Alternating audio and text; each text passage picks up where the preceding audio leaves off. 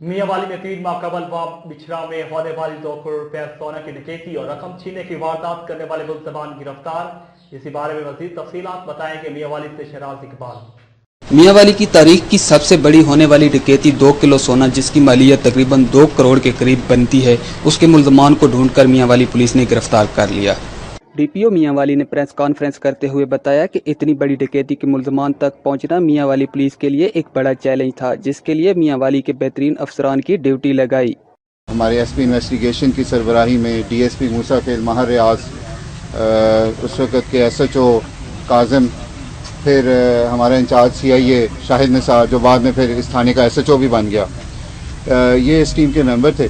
DPO का मजीद कहना था कि इतने जल्दी मुल्ज़मान तक पहुंचने के लिए मियांवाली पुलिस के अफसरान ने काफ़ी मेहनत की है, जिसके लिए इनको इनामात से भी नवाजा जाएगा।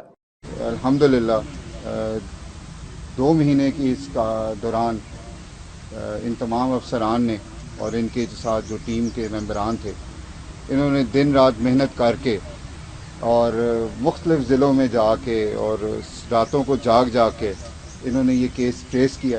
यकीनन मियांवाली पुलिस की इतनी बड़ी कामयाब कार्रवाई जराइम पेशा अनासिर के लिए भी एक खुला पैगाम है कि जुर्म चाहे जितनी ही चालाकी से क्यों ना किया जाए, लेकिन कानून से कोई नहीं बच सकता, क्योंकि हमेशा बुरे काम का बुरा ही अंजाम होता है। कैमरा टीम के हमरा शहरी मलिक, मियांवाली।